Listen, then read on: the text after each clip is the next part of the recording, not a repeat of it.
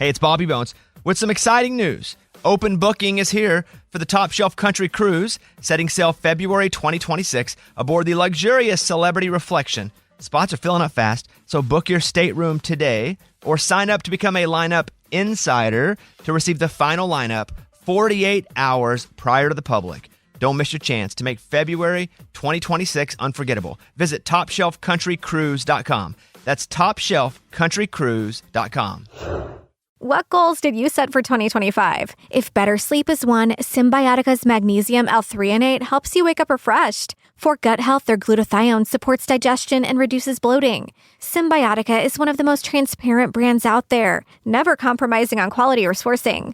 Their products are free from seed oils, preservatives, toxins, and artificial additives, something you can taste and feel in every packet. Go to Symbiotica.com and use code iHeart for 20% off and free shipping. That's Symbiotica.com, code iHeart. So cold. I'm not gonna make it, Noah. I'm not gonna make it. I want you to have my sex bot, Annabelle. I want you to take care of her. Dude, that's gross. Man, it is cold out there. I'll say, Eli, what did you do? I didn't do anything. It's September and it's 12 degrees outside. There's no way you're not responsible for this. I swear, guys, this is not my doing, not this one. So I say Black Lungs Matter is not a good anti-coal industry slogan. It's just not. Disagree. They're not going to... Cecil, Tom, settle a bet for us. Is Eli pranking us with an end time / everlasting winter prank? Because this episode is a year without a summer. No, he didn't do that. Yeah, it's not him. Okay, why is it so cold then? Well, this is Chicago, guys. Our studio's in Chicago. It's just outside. It's 12 degrees in September. Yeah, that's pretty much the almanac. Okay, there's a fine ash falling out of the sky. What's that? Yeah, we're just right near Gary, Indiana. It's just across the board. That's standard stuff on a... See? Yeah. See? Gary, Indiana. I told you I had nothing to do with it. But the murders, the destruction of property, the unrest in the streets. Chicago. Yeah, are you guys not listening? What are you Chicago. not getting here? You got a map? Get you a map. Okay. But what about the smell of sulfur and the rotting garbage? Okay, now that I have something to do with.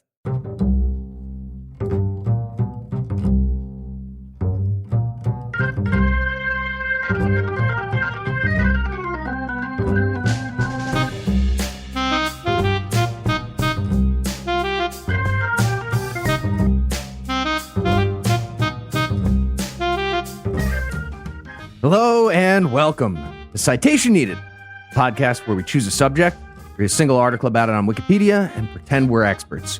Because this is the internet, and that's how it works now. I'm Heath. It's 2020, and now is the summer of our discontent. We're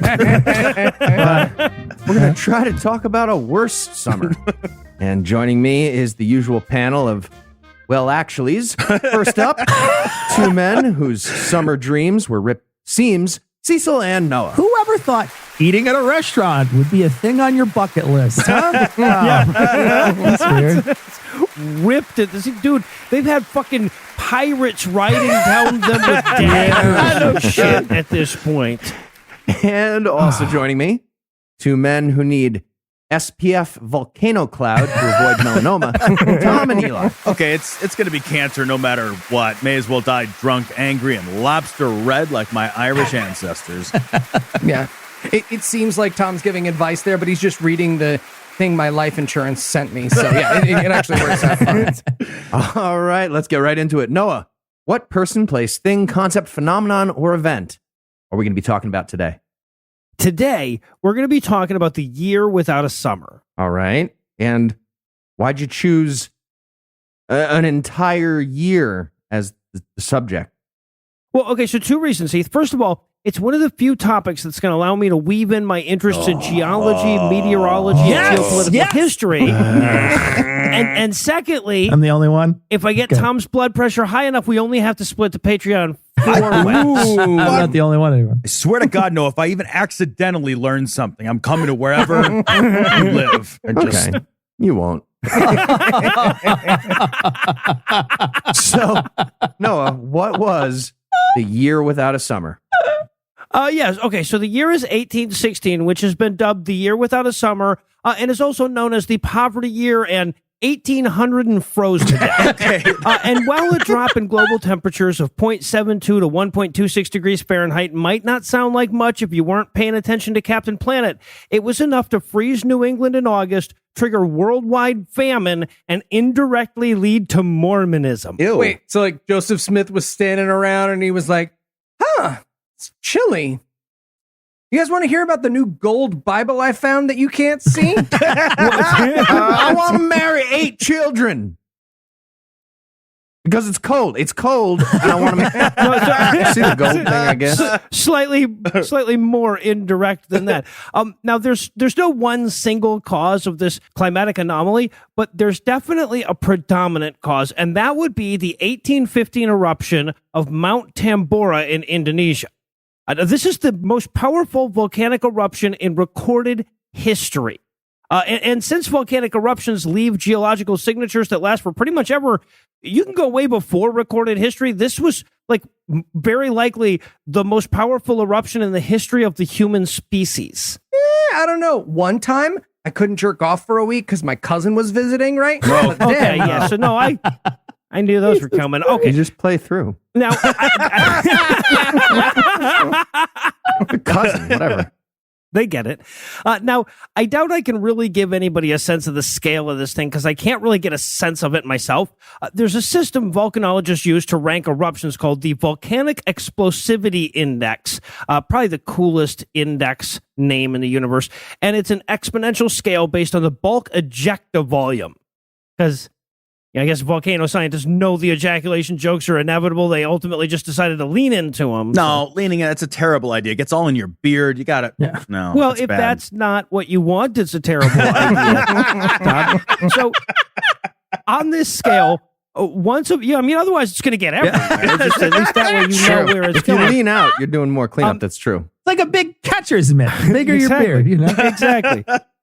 So, on this scale, once a volcano tosses out 1/10 of a cubic kilometer of shit, it reaches a 4. Just the beard next to your bed that's kind of like stuck together. Like, eventually, wash that.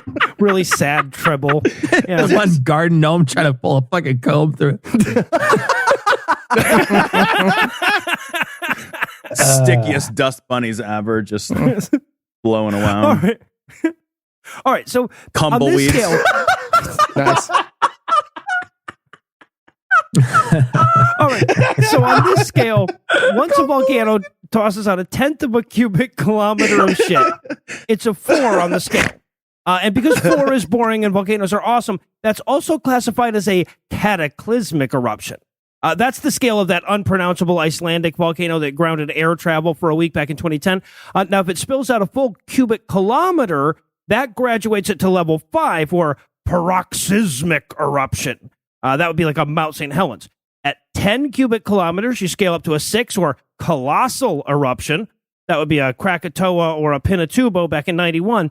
But the one we're talking about, Tambora, is the next level up from that. With over 100 cubic kilometers of ejecta, 1,000 times more powerful than Eyjafjallajökull. Nice. It's one of the Wait, 5 one more time. eruptions- 1,000 more times more powerful than what's that again? I think I missed it. Eyjafjallajökull. It looks like I was trying to write, I found a skull. Yeah. That's what it looks like. What's crazy is Trying when to you picture pronounce it, there's T's in it, and there's no fucking T in there at all. No, there's not. But there's two T sounds in it. It's fucking crazy. Yeah, no, I've been practicing that all fucking week, and I Also, just Eli totally found a nailed it. skull and he wrote it in his diary or something. You crushed it. Good right. job. What's it But called so- again? Eyjafjallajökull. God So damn. it's one of the only 5. The Tambora now is one of 5 eruptions in recorded history that hit 7, or super colossal. That's a world changer. For an example of the next level up on the scale, you damn near have to go back to dinosaur times. And by the way, 8 is known as mega colossal, because the people who came up with this scale are both awesome and 11 years old. The level 8 volcano keeps screaming at the bathroom door, I'm still in here. All right, man, there's lava coming under the door. What's going on there? I pressed the lever and the magma went up instead of down. I don't know what's happening. I'm not Dave. I'm not the mountain volcano. I'm got somebody else at the party. All right. So for centuries before the big eruption, Tambora had been dormant. It was the dominant feature of the island of Sumbawa, about 700 miles east of Jakarta, and it's fucking huge. Its peak was over 14,000 feet, damn near high enough to be permanently snow-capped. And notice I said was over 14,000 feet. That's not going to be the case at the end of this story, because in 1812, this dormant mountain started rumbling and emitting a dark cloud. And then on April 5th of 1815, a huge eruption occurred that was so fucking loud they could hear it 870 miles away. Sense of scale. If something like that happened in New York City, you would hear that shit in St. Louis. Oh my. And if something like that had happened in St. Louis, it would be the best thing to have happened in St. Louis. Like nuke it from orbit. It's the only way to be sure, right? But as huge as that eruption was, that was volcanic pre-cum. The volcano would continue to erupt for 5 fucking days before it led to this historic climax on April 10th. When this one hit, it could be heard 1,600 miles away. So again, if this happened in New York, you'd hear it in Guatemala. And for this bit, I just actually want to quote directly from Wikipedia's description. Quote, at about 7 p.m. on 10 April, the eruption intensified. 3 plumes rose up and merged. The whole mountain was turned into a flowing mass of liquid fire. Pumice stones of up to 20 centimeters, 7.9 inches in diameter, started to rain down around 8 p.m., followed by ash at around 9 to 10 p.m.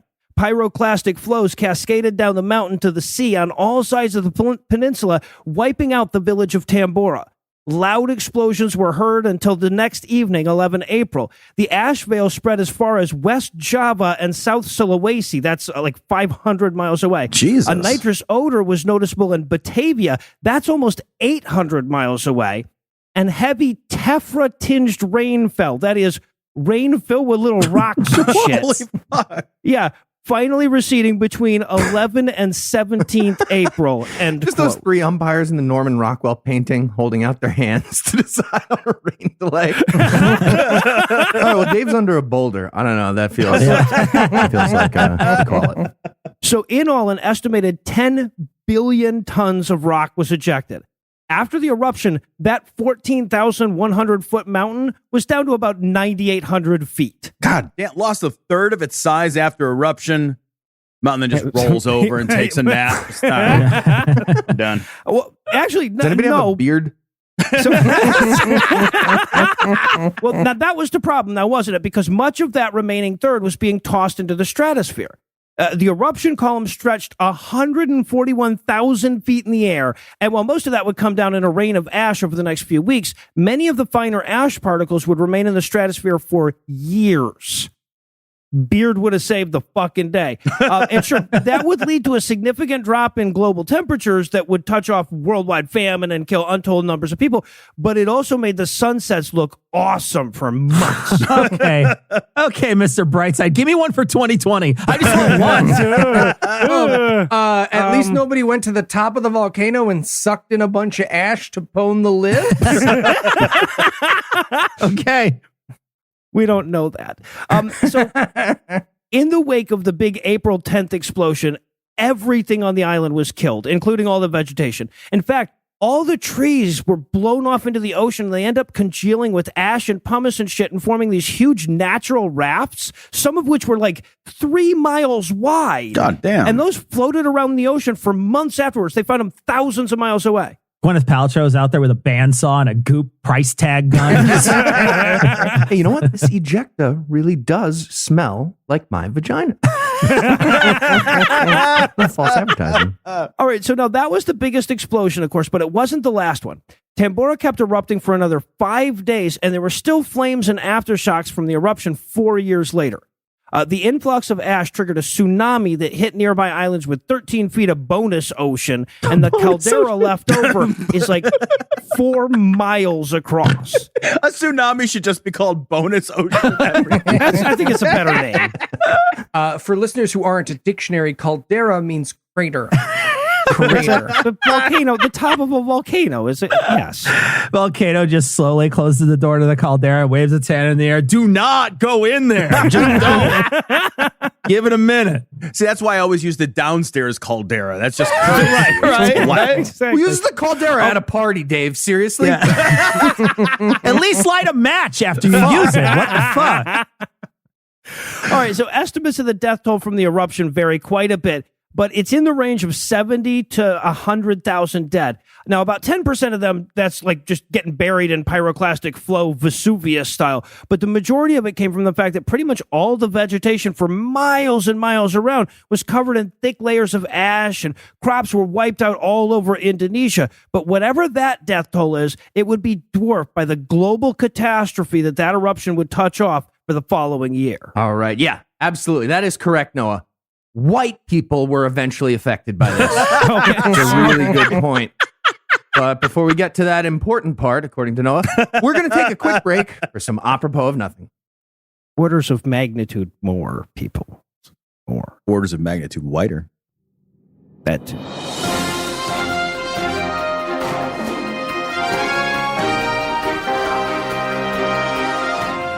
Good evening. I'm Ron Ruckerson.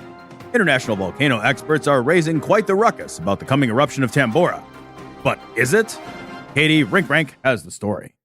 Thanks, Ron. I'm here with Dr. Scientist Steve Tellman, whose recent report about the dangerous nature of the volcano has quite a few people worried. Dr. Tellman, is the volcano about to explode? Yes, it is about to explode. It's literally pouring smoke from the top. I mean, you can see it. Just look with your eyes. It's very obviously about to erupt. Interesting. Kyle Denimore of Kyle's Volcano Walks. You say that it's not about to explode and is in fact perfectly safe to continue to walk on. Is that correct? That's correct, Katie. This fear monger. Come on, the Earth releases smoke all the time. That's nothing to worry about. Well, that's a relief. What? No. This guy has an obvious financial interest in ignoring the problem. It's not a relief. Okay. Now, I'm not claiming to be an expert here, but I'm rubber, he's glue. Oh. I mean, any replies to that, Doctor? I'll bounce off. You all so Land much. on you. All right. Well, things sure are undecided here. Ron, back to you. Thanks, Katie. Great reporting. Next up, this year's funniest hats to wear to watch the volcano not erupt. Right after these messages.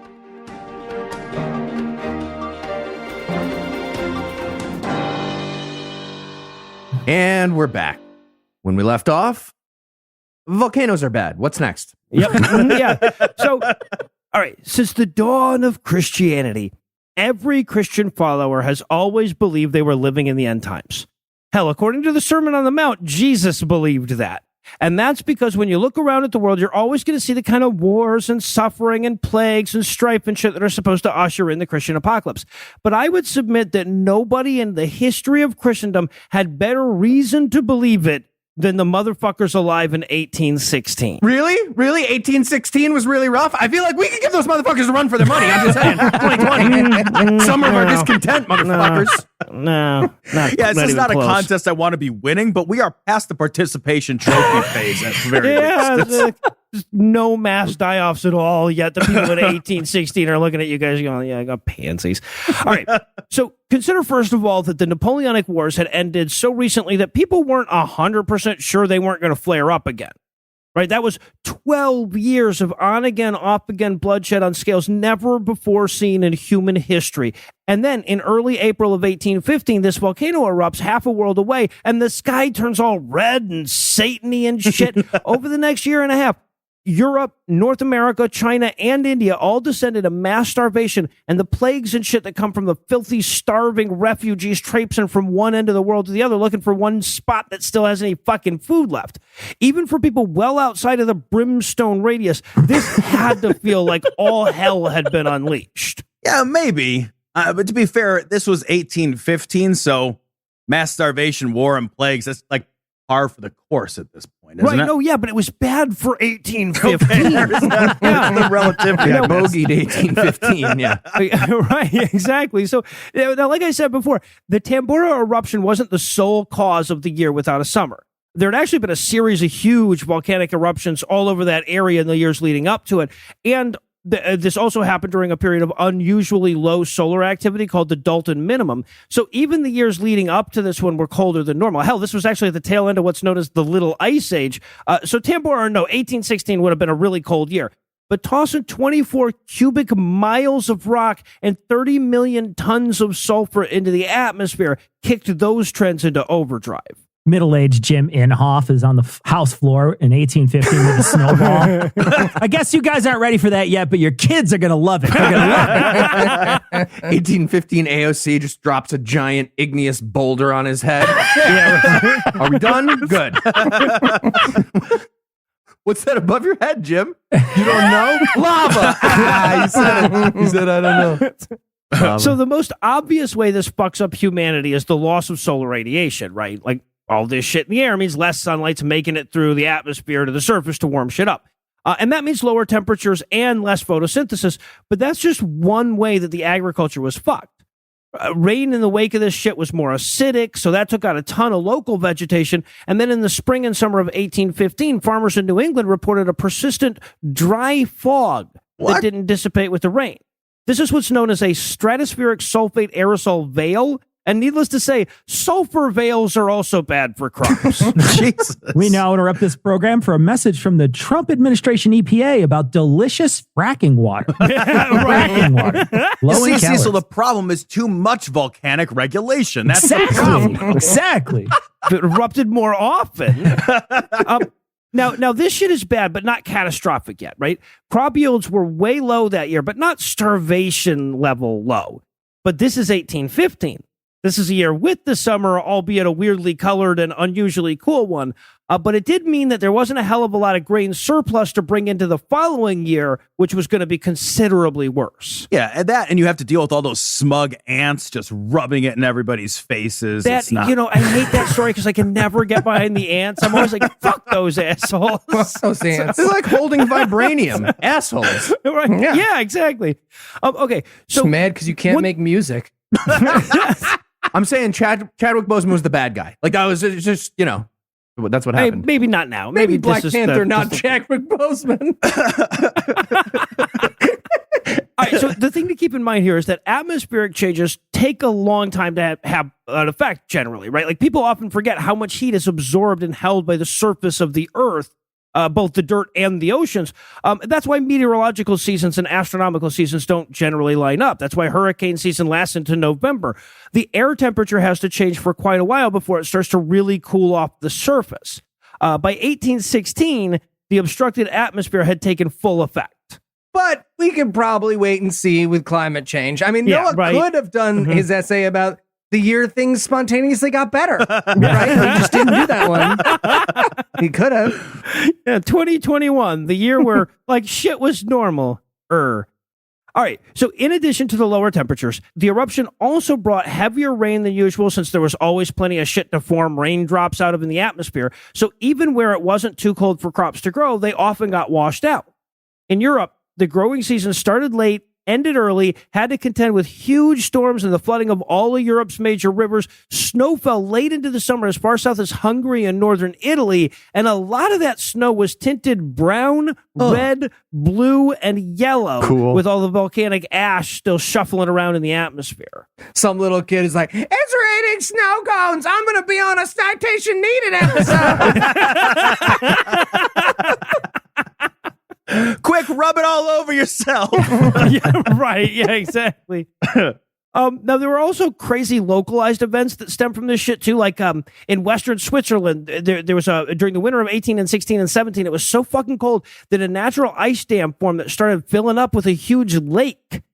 So engineers are desperately trying to drain this lake, but they couldn't manage it before the dam collapsed catastrophically and killed 40 people too dumb to move out of the way after a year plus of ice dam warnings.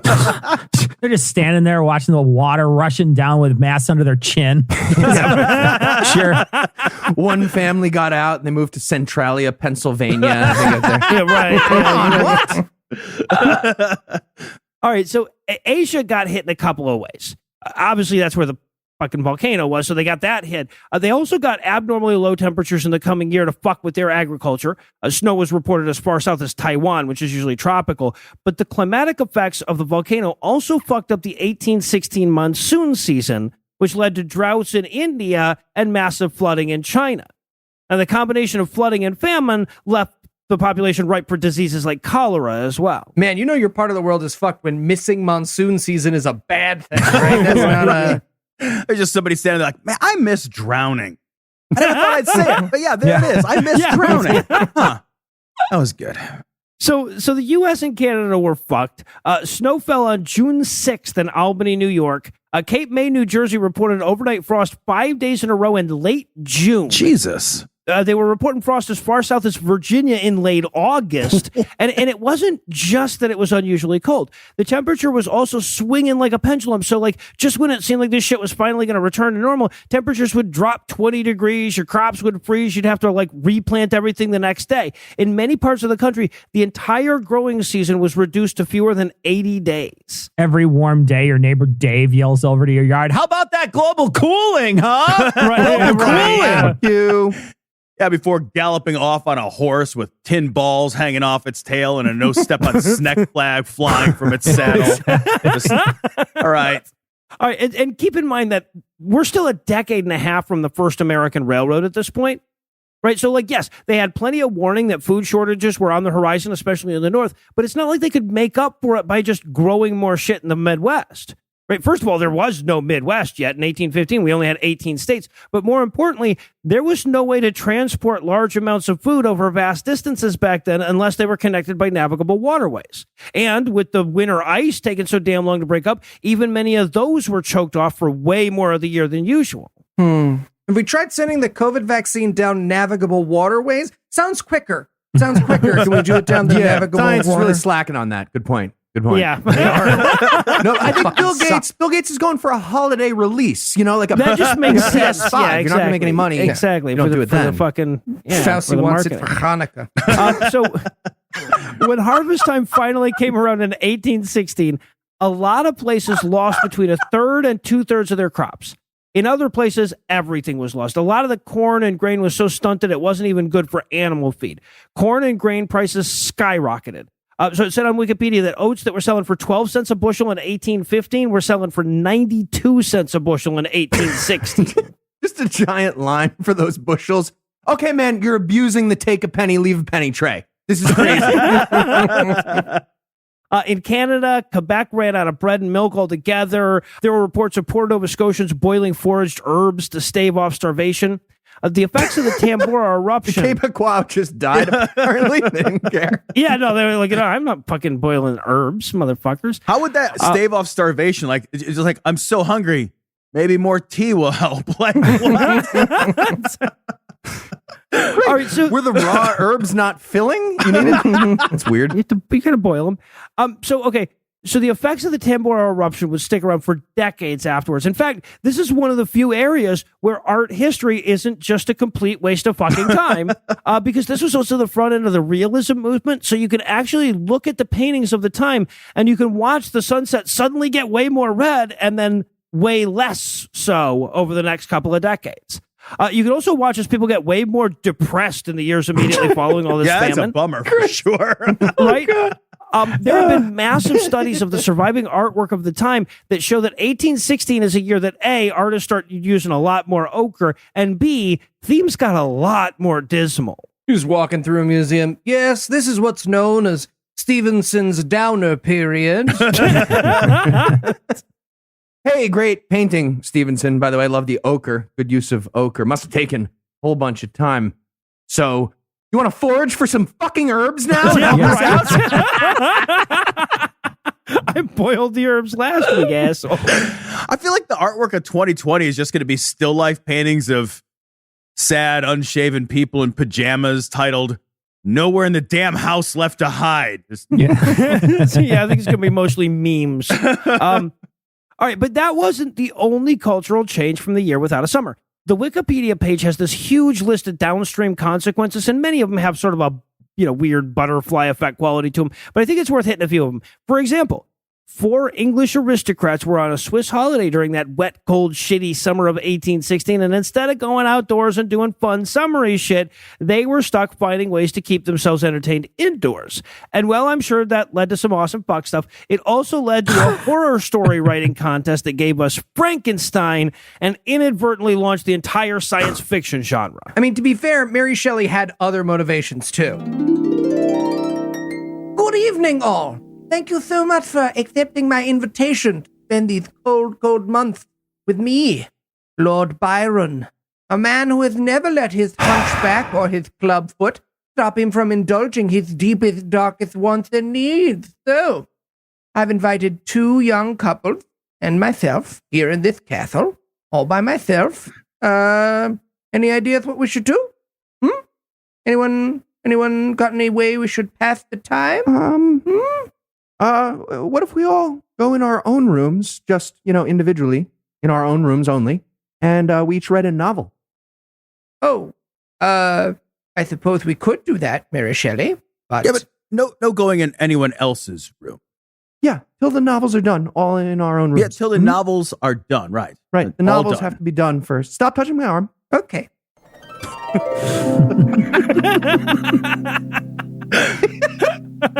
All right, so would you consider that grain prices were basically the equivalent of gasoline prices back in the days of horse-based transit? You can see how grain shortages contributed to the 1817 German invention of the velocipede, the forerunner to the modern bicycle.